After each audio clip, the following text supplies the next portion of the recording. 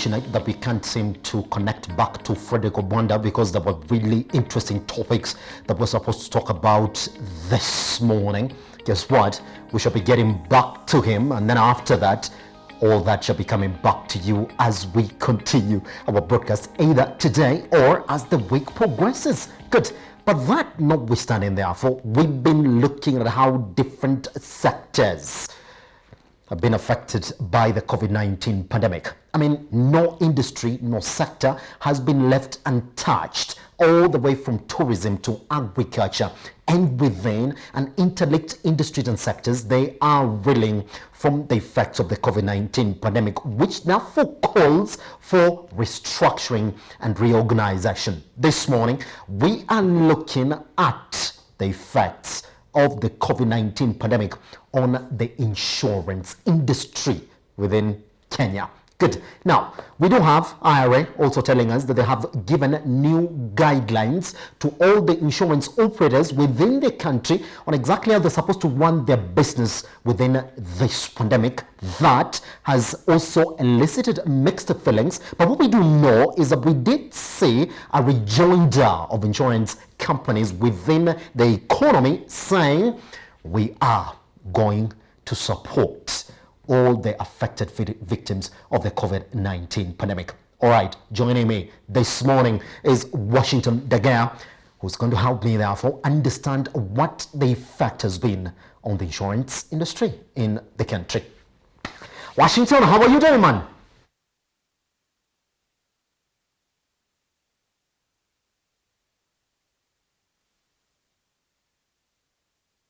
It's fine. All right, could you go back to your other audio? Could you remove your headset so I can get you? I think they seem to have interfered with your audio. Is it better? Good. All right. Good. All right. Good. Washington, just paint for me a picture. I just want to study from a very basic perspective before we go to the new directives from IRA. Just paint for me a picture. What has been the effect of the COVID-19 pandemic so far on the insurance in the economy? Well, it's been quite challenging right now in the insurance industry as far as COVID-19 is concerned, because we find that there's been a lot of interrupted business in the insurance industry. And the fact that we're actually experiencing a lot of people not actually coming up, paying for their premiums, so to speak, you know. The fact that businesses have been shut down, the fact that people actually are on limited movements, especially in the capital city and places like Mombasa, you can be sure there's actually the economy is on a slowdown, so to speak. And that means also insurance premiums are also not being experienced, you know. So what we're predicting is that the insurance industry right now is not going to really we are not really going to hit our target, so to speak, because we find that every year you up by about 10% every year. And I guess this year we are going now to have a reduction, or maybe something up to 10% reduction in premiums that's going to be experienced. Now, there's also quite a number of things, for example, like a renewal of insurance challenges. You find, for example, like if you're doing motor on comprehensive insurance, you find that a person, maybe because of what I've just talked about, maybe lack of money, you find people now, they would rather go for a third-party insurance and hope for the best, that nothing bad is going to happen during this. You also need to see that there's also limited movement of people. So one would argue, why would I, at this particular time when I'm short of money, why would I really go for comprehensive insurance cover? And there's limited movement. Why don't I just do a third-party cover, you know?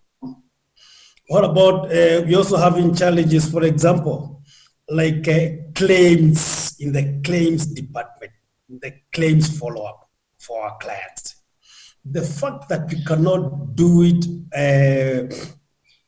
we cannot do it physically like we've been. You see, there's one thing about Africa and insurance is that a lot of our work is not done through the through technology, so to speak.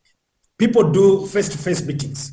You know, even for us to deal with our clients, apart from when we're making phone calls to them, most of our business is done through face-to-face. Now, when you come to claims, I'm giving, for example, motor or even it could be business claims, something that you're following up for a client, it becomes very, very tricky right now. Because remember, you've got to get the evidence that a claim or rather that an accident has happened. So you've got to fill up the claims forms. You've got to do all that. And remember, we need to fill up, for example, a claim form, we take it to the insurance company. Now it means you have to fill up a claim and maybe scan it and email it to the claims department. Now, the problem also comes in at the claims department right now, we are experiencing a very, very serious go slow. I don't know whether it's because of maybe supervision issues, because you find the people at the claims department, they're taking so long to actually compensate a client at this particular time. Why? Maybe they take advantage of the fact that no one is physically there to push them. Most of them are working from home. You know, those are challenges that all our clients are actually experiencing. We have a lot of also reduced activity by also our members, the insurance agents, the insurance brokers. You'd be so surprised. Most of these guys are not, they really, like I've just said, they really don't use technology to pursue or to do their work. So these people are finding themselves in unfamiliar territory. You know, all you have to do, for example, Zoom meetings like you're doing right now. Most of these guys don't even know what Zoom. They've never even done a Skype, the old technology of Skype. They've never even done it previously. You know. Then what about our clients themselves? Our clients are not techies themselves. If you tell a client to come to Zoom meeting, most likely he will not. You know. So exactly how are you going to get to follow up on these clients and make them sign up for insurance unless if it is face-to-face? And that is also, for example, even I thank the government for the fact that as long as you're keeping social distance, you know, really shutting down an economy is very, very tricky, especially for us in the third world countries. It's happened before in the first world countries. I mean, they are they've been there before. But this is the first time it's happening to a third world country. You know, we don't know exactly the next or the next issue that's going to come up. How am I going to do my business, for example? How am I going to make my client sign up and is not seeing me? You know, for example, if you've been, for example, shut out from Nairobi, and your clients are in Nairobi, and for example, you're in Kisumu or someplace like that, how do you get these clients now? You know, it's like our members, the intermediaries, insurance agents and brokers are really finding it very, very, very hard because this is unfamiliar territory. Go ahead, Simba. Another area now that I wanted us to get into before we really look at these new directives from IRA. We did not expect that most of the insurance companies in the country were actually going to support the effects of the COVID-19 pandemic. But we did see a turnaround for most of the insurance sectors, from most of the insurance companies. What would you think was behind this turnaround? Well, the directive from IRA, actually, that's what, let me tell you something. Insurance companies are there to do business and to make profits. Pandemics are not covered in the insurance industry. They are an exclusion, you know? Because you see, a pandemic has the ability to wipe out everything that the insurance company has, all the profits they made in the past, even the capital. So they issue an exclusion. Unless, but you see, a pandemic like what you're experiencing right now, at least we're very, very lucky in this country that it hasn't really shot up to some countries, for example, like in Italy, where it's really been a very, very serious experience. And so that is why even when the commission is coming in and saying insurance companies should honor, it is more of what you call ex gratia basis. You honor a claim not because it's supposed to be paid, but you just want to for example, do PR with the insuring public, and the fact that insurance industry is not labeled like basically people really go for everything, for even the drop of blood that is in you. You know, we are humane people. That's basically what we are trying to drive at this now. But the insurance, you've got to remember, this insurance industry, like I was saying, we are in unfamiliar territory, all of us. You know, the way they are going to tackle this pandemic will be like, it will be setting a precedent for the future, how they're going to be. And I can also tell you that there's a lot that we are learning, we in the insurance industry. And like someone said some time back that there's a lot that is also going to be learned in the business sector, in how people now are going to tackle maybe even life from now on, that things like this can happen. Things that you just read in the history books, for example, like the bubonic plague, things we read about, like, for example, the Spanish flu. This is here with us. You know, it's no longer stories now. So moving forward, there's a lot that we are learning from this, and we hope something good is going to come out of it. Washington, when I look at these new directives from IRA, which I would summarize as IRA telling you that, wow, you have to go and cover the economy from the effects of the COVID-19 pandemic. Is it a new territory, which means that now all insurance companies in the country have to have a COVID-19 pandemic product, because they do expect that their clients are coming in to get covered out of the effects of the COVID-19 pandemic? Is that what they're saying in a nutshell? That you have to have a product called the COVID-19 pandemic? Because it's a pandemic, it's not covered in the insurance business. Well, that's a good, you see, let's break it down. COVID-19, where it's really a problem with this pandemic or this disease, is that it's a new disease, you know? But once you get the vaccines to control it, it doesn't become an issue anymore. So what you should be looking at, can we really get insurance covers for pandemics? Because I guess this is not the last pandemic that you're going to get in this country. Can we get a cover from pandemics? And I can tell you, insurance companies are very, very, very fast with coming up with new products, especially with new challenges, you know? And you remember there's an article I wrote that came out last week that I talked about insurance companies need to think, or the insurance industry need to think on its feet. You know, it needs to be very, very fast in tackling new issues that come up. You know, you don't have to be caught unawares, so to speak, of something like this, because I believe there was supposed to have been something close to an insurance pandemic. Let us be talking about the insuring public not taking it up, but let it be there.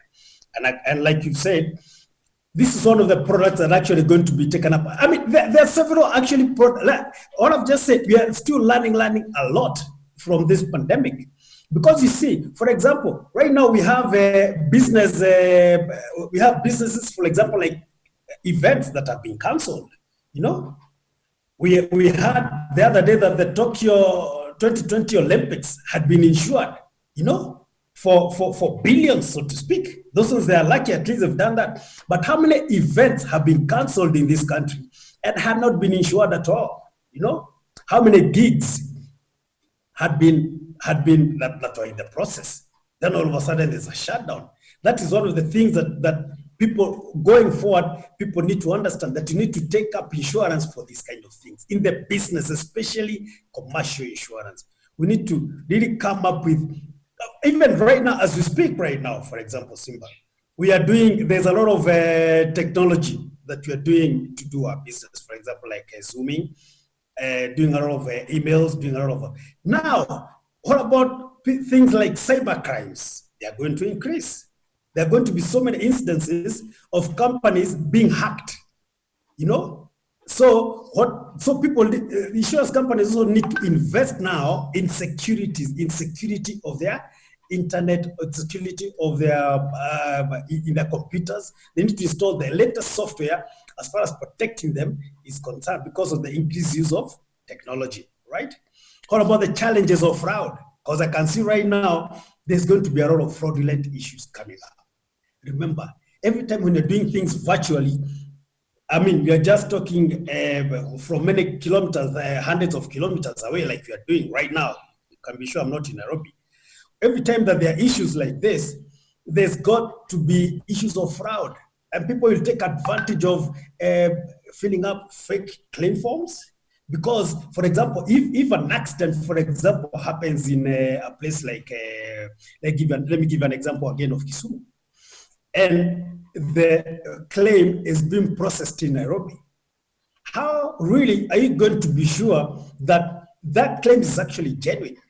You know, because all you'll be asking for is papers. Give me these papers, give me the police abstract, give me an assessor's report. Or if all those people collude and give you fake papers, you're going to be paying a very, very fake, you'll be paying for a fraudulent case, you know?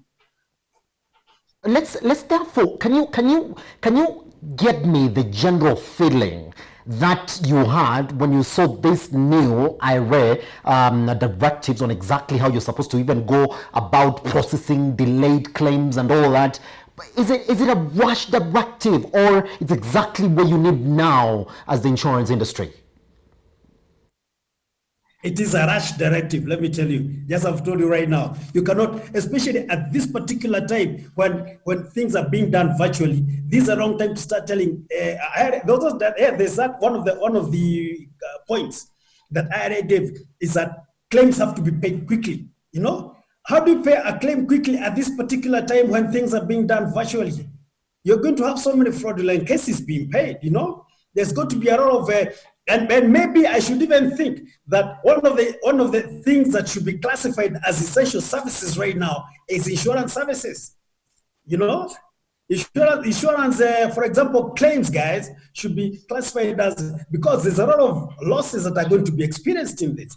When insurance investigators are going to investigate, for example, an accident or a claim that has happened out of Nairobi, for example, in Nyeri, if the investigator has to come, for example, from Nairobi, it should be classified as an essential service, you know, much as the essential services right now, they're talking about transportation of food and stuff like that, because what is going to happen is that so many fake claims are going to be paid, you know. It is only now later that they're going to discover they shouldn't have actually paid that, but they've already paid. And remember also, the fact that we have reduced business activity means even the amount of money is coming to the insurance companies actually little. Now, if you have little coming in and more going out, what is going to happen to the insurance industry? We could be looking at a collapse of the industry, you know? And we already know there are issues right now in the insurance industry, serious issues that are happening in this industry right now, you know? So, Sorry, Washington, sorry for me cutting you there. Let's therefore talk about what this would mean to the penetration of the insurance industry in the economy. It has been at a lowest, we do know that, and the conversation has always been, how do we get the penetration increased within the economy? Do you think COVID-19 has come as a blessing or as a disaster to the insurance penetration within the economy? What are we going to see once the economy starts to recover? Good question, Simba. Well, it's come as a blessing because right now we are exploring other ways of actually engaging our clients or looking for prospects, so to speak. You know, that's good. That's good in every way, apart from the old ways of doing it. Now, the biggest actually issues right now in the insurance industry is not even about COVID-19. It's about the laws being crafted right now, Simba. You've got to understand, the other day, there's a law that being crafted that insurance intermediaries, brokers and agents have to pay VAT. You know, you have to pay. That's an issue that actually takes us back. It claws on the gains that you have made in the past. Because telling insurance agents and brokers to pay VAT, there's no value addition that we are adding to the insurance industry or to our clients. There's no value addition for VAT to come across. And you find that it is actually passed in policy. Those are the kind of things that actually claim back on the gains in the insurance industry. On the penetration that we are talking about, I talked some time back, we need to see better things being introduced in this country. things to support insurance brokers and agents. Because remember, the over 10,000 insurance agents in this country, the over 200 brokers in this country are the ones basically have brought insurance penetration to that level that you are in, 2.47%. And it is actually, and remember, insurance penetration in this country is going down, So as much as we keep on trying to do our level best to approach our clients and to approach new clients and to bring in more premiums into the economy, you find the legislative body in this country, the executive is actually out to get rid of the agents and the brokers. Remember, there's also this law that are around to fight it, but there's also this issue whereby we are fighting the premiums issue, where you are being told that insurance agents should not be touching premiums. There's some laws, Simba, that really we should not be talking about in this country. There's something very, very wrong with what is the legislative aspect, And we keep on wondering, why is the government doing this? Is it that there's no anyone to advise the government regarding insurance matters? Because remember, if you don't have a good insurance, a robust insurance industry in this country, even the economy will not grow. Because remember, economy grows. The more insurance grows, the more the economy grows. Why? Because insurance is supposed to come and cushion against losses that are experienced in the economy, right? If you have a weak insurance industry, even the economy will not grow. And remember, this country cannot afford to do some of the things it's doing. We are all over borrowing money in this country. How's that money going to be paid if the economy is shrinking? Are we going to be selling out this country like Sri Lanka? Are we going to sell out this country to the Chinese, for example? Where here they mortgaged Mombasa port. We need to be careful about this country, about the laws that we make, and then let us make laws. Let us encourage the economy to grow, Well, let's therefore conclude by me asking you this question. Now, we do know that the brokers are here. They've been hit by 14% VAT, the one that was just passed the other day by Parliament. That's in the budget amendments 2020. Good. Now, you're also here. IRA is hitting you with new directives as well, that you got to do this and that. So what are you coming up with to protect yourselves from all this? Simba, I don't know. I don't know how I can answer that, because we have done everything. For example, when we found out that there was a parliamentary session to discuss the VAT to 14%, actually, I as a chairman of insurance agents in Kenya, I wrote a very serious brief talking about why we should not be vetable, But it seems that the moment this thing gets to the legislatures, it seems like there's a directive that this thing has to pass. Whatever you write, whatever we complain about is never listened to. Because I believe if someone had sat down and looked at my brief, we'll not be talking about. And remember, this VAT had been brought up on so many issues, on so many products, so to speak, in the economy. It had been brought up, VAT had been introduced to things like the agricultural products.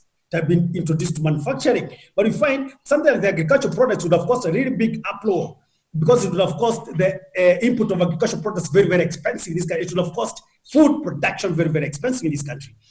Okay, that was shut down. But why is it that they found it easier to introduce VAT into insurance? Is it that we don't have, we are just, 10,000 guys in this country? But you see, we control a very, very big chunk of money, over 200 billion in the economy. 200 billion is not small potatoes, But why is why are the powers that be, those that make laws, why do they think that it is easier to shut down insurance than it is to do the agriculture economy? Because the agriculture touches everyone, but insurance, sometimes they think it's for the elite, but that is not the case. Because if insurance is not protected in this country, this economy is not going to grow, COVID-19 or not. And remember, COVID-19 has come. Who knows the next pandemic, what is going to be? How it's going to happen to this country if the next pandemic happens? Well, if any insurance companies come up with a cover to cover pandemics, Will there be enough premiums to do the same? Will the insurance industry have grown to that extent that you can afford to take up insurance, new products to cover? So because remember, pandemics are not a joke. When a pandemic comes, it has a potential to do serious damage to any insurance industry. Washington, thank you very much for speaking to us this morning, man. Welcome, Simba, and I'm allowed to see you face to face. Better, by the way, you look better. All right, that is Washington Ndegea on exactly what the COVID-19 pandemic has been to the insurance industry in Kenya, and was also helping me understand where the new directive from IRA, that is the regulator, are coming from as regards the way in which they're supposed to conduct their business within this COVID-19 pandemic. Good thing is you can take him back to the first time that we started speaking to him this morning on Business AM, that is at Metropole TV KE, at Metropole TV on YouTube. Check him back and get to listen to his sentiments on exactly what that means for the business in the industry. It has been a lovely time, hasn't it been? We actually close the curtains for Business AM. I'll meet you at 10 and 11 for Metropole News. For all the members of the Business AM team, it's a good morning. We shall see you again tomorrow.